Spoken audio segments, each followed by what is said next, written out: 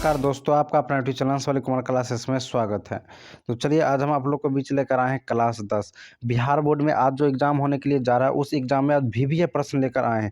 यानी कि विज्ञान यानी साइंस का जो है वीवीआई प्रश्न 100% वीवीआई प्रश्न जो होगा उस प्रश्न पर ही आज हम चर्चा करेंगे। तो पूरा ऑब्जेक्टिव प्रश्न रहेगा, तो वीडियो को लास्ट तक देखिएगा और सब्जेक्टिव प्रश्न भी बतलाएंगे जो आज पूछा जाएगा। तो वीडियो पर लास्ट तक जरूर से जरूर बने रहेगा, 100% सही प्रश्न यहाँ पर दिया जाएगा। अगला पहला प्रश्न है कि कौन सा हार्मोन रुधिर में शर्करा का स्तर को नियंत्रित करता है। कौन सा हार्मोन जो है वो रुधिर में शर्करा को स्तर का नियंत्रित करता है। इंसुलिन। क्या हो जाएगा? ऑप्शन नंबर डी हो जाएगा, इंसुलिन। अगला प्रश्न है कि पत्तियां का मुरझाना निम्न में से किसके प्रभाव से होता है। पत्तियां जो है पेड़ का किसके कारण से मुरझ जाता है? तो होता है एबॉक्सिक के कारण मुरझ जाता है, सूखने लगता है। अगला प्रश्न है कि विक के उत्तर स्थित अंतःस्रावित ग्रंथ है। तो अंतःस्रावित जो ग्रंथ होता है वो होता है अधिविक ग्रंथि, अधिविक ग्रंथि। अगला प्रश्न है कि दो तंत्रिका कोशिका के मध्य खाली स्थान को कहते हैं। तो मध्य खाली स्थान को जो है वो कहा जाता है सिनेप्स।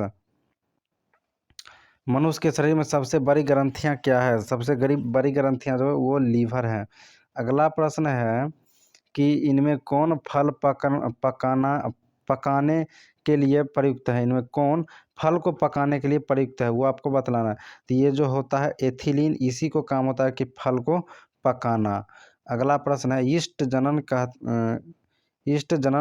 करते हैं। ईस्ट जनन जो है वो कैसे करते हैं वो आपको बतलाना है। ईस्ट जो है ये मुकुलन द्वारा जनन करते हैं, मुकुलन द्वारा जनन करते हैं। अगला है कि शुक्राणु का मोचन कहाँ होता है। शुक्राणुओं का मोचन कहाँ होता है? तो ये शुक्राणुओं का मोचन जो है वो शुक्रवाहिका में होता है। अगला प्रश्न है नर युग्म तथा मादा युग्म के संयोजन से बनता है। नर युग्म तथा मादा युग्म के संयोजन से जाइगोट बनता है, जाइगोट बनता है, जाइगोट बनता है। अगला प्रश्न यहाँ पर हम को दिखाते हैं। अगला प्रश्न है कि फूल का कौन सा भाग फल में बदलता है। फूल का कौन सा भाग फल में बदलता है? तो फूल का जो है वो अंडाशय जो है वो फल में बदलता है। फूल का अंडाशय जो है वो फल में बदलता है। सरलतम हाइड्रोकार्बन है। सरलतम हाइड्रोकार्बन कौन है? सरलतम हाइड्रोकार्बन जो है वो मीथेन है। कार्बोक्सिलिक एसिड समूह निम्न में कौन है? कार्बोक्सिलिक एसिड समूह निम्न में कौन है? तो ये हो जाएगा COOH, single bond COOH carboxylic acid है। CnH2n+2 सामान्य सूत्र है। CnH2n+2 किसका सामान्य सूत्र है? तो ये जो है ये एल्केन का सामान्य सूत्र है, एल्केन का सामान्य सूत्र है।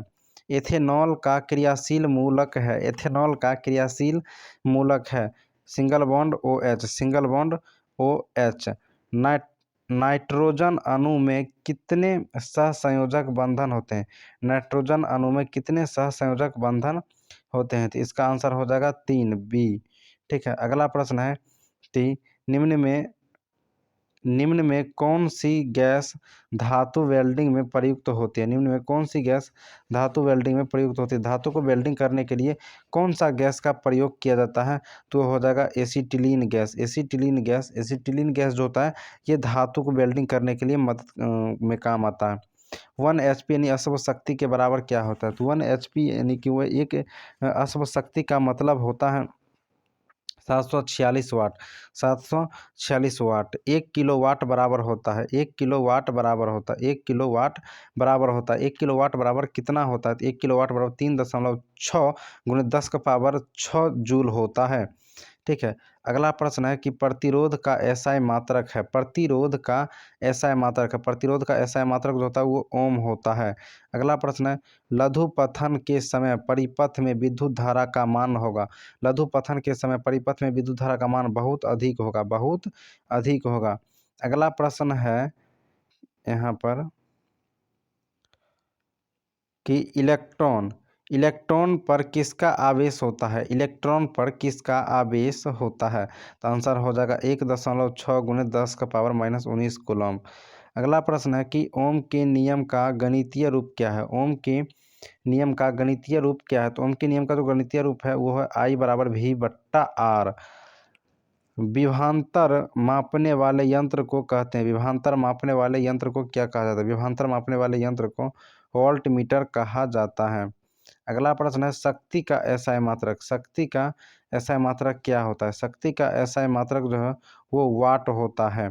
अगला प्रश्न है कि परिपथ में जब तार की लंबाई दोगुना कर दी जाता है तो ए मीटर का पाठ्यांक हो जाता है। ए मीटर का पाठ्यांक जो होता है वो आधा हो जाता है। अगला प्रश्न है कि किसी बल्ब से 220 वोल्ट पर 2 एम्पियर की धारा प्रवाहित होती है तो फिलामेंट का प्रतिरोध होगा। तो फिलामेंट का प्रतिरोध क्या होगा। फिलामेंट का प्रतिरोध 110 ओम होगा। 110 ओम होगा। लीडिंग कोशिकाएं कहाँ मिलती है। लीडिंग कोशिकाएं जो है वो अंडाशय में मिलती है। लीडिंग कोशिकाएं कहाँ मिलती हैं, अंडाशय में मिलती हैं। इंसुलिन की कमी के कारण कौन सा रोग होता है। इंसुलिन की कमी के कारण जो है वो मधुमेह हो जाता है या चिनिया इसे हम भी कहते हैं। अगला प्रश्न है कि निम्नलिखित में से कौन सा एक लिंगीय पादप का उदाहरण है। निम्न में से कौन सा एक लिंगीय पादप का उदाहरण है। तो यह हो जाएगा पपीता।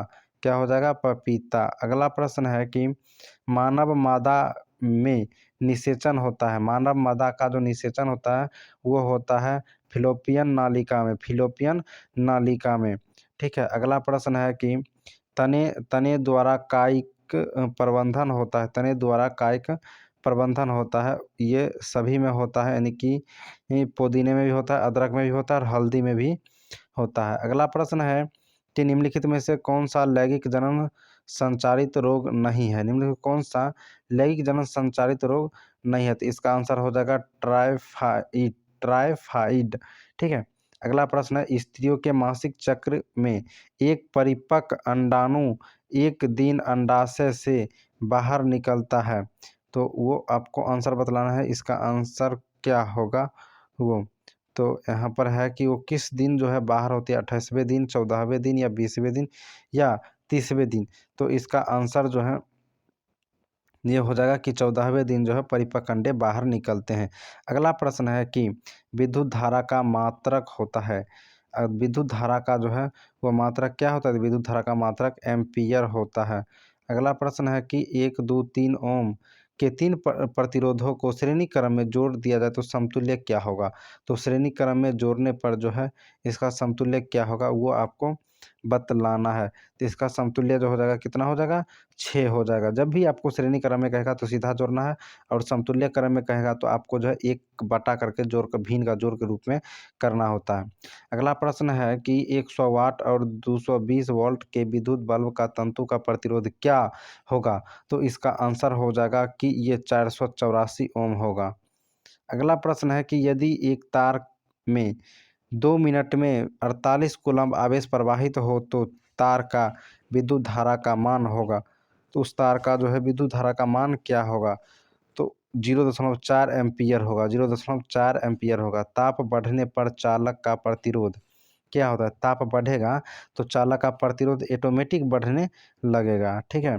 चलिए अगला प्रश्न को देखते हैं। अगला प्रश्न है कि विद्युत धारा का के तापीय प्रभावों का उपयोग किस में नहीं होता है। तो इसका आंसर हो जाएगा डी नंबर, विद्युतीय पंखा में। विद्युत के पंखा में। अगला प्रश्न है कि निम्नलिखित में से कौन सा पद विद्युत परिपथ में विद्युत शक्ति का निरूपण करता है। कौन सा पद विद्युत परिपथ में विद्युत शक्ति का निरूपण करता है। तो I square R. I square R. तो ये था ऑब्जेक्टिव प्रश्न जो आज पूछने की संभावना है। और जो भी सब्जेक्टिव प्रश्न है वो इस प्रकार से कि बिजली के बल्ब का फिलामेंट टंगस्टन का क्यों बना होता है, विद्युत शक्ति किसे कहते हैं, और विद्युत फ्यूज के का क्या कार्य है। उसके बाद ये प्रश्न पूछेगा कि विद्युत विभव और विद्युत विभवांतर में अंतर, चालक और चालक, अर्धचालक और अतिचालक को परिभाषित करें, पौधे की इकाई का प्रबंधन क्या है, लैंगिक जनन और लैंगिक जनन, परागन और स्वपरागन, पादप हार्मोन कितने प्रकार के होते हैं नाम लिखें, और साबुनीकरण का क्या होता है ये पूछेगा। और 4 अंकीय प्रश्न में इस प्रकार से प्रश्न पूछा जाएगा कि निम्नलिखित का संरचना सूत्र लिखे। मिथिल प्रोपेन और 4 ब्यूटेन और क्लोरोप्रोपेन और 2,4,6 ट्राइमेथिहेक्सेन और 3 पेंटाइन, इस सब का जो है पूछ सकता है। अगला प्रश्न पूछने की संभावना है कि समांतर क्रम में समूहन को व्यंजन प्राप्त करे और मादा जनन अंक का सचित्र वर्णन करें। अल्कोहल से होने वाले हानियों को लिखें। साबुन और अपमार्जक में विभेदन करें। तो इस प्रकार से जो है प्रश्न आपको पूछा जा सकता है आज के एग्जाम में। तो वीडियो आप लोग अच्छा लगा तो लाइक जरूर करिएगा, चैनल पर जरूर सब्सक्राइब करिएगा। हम फिर मिलते हैं।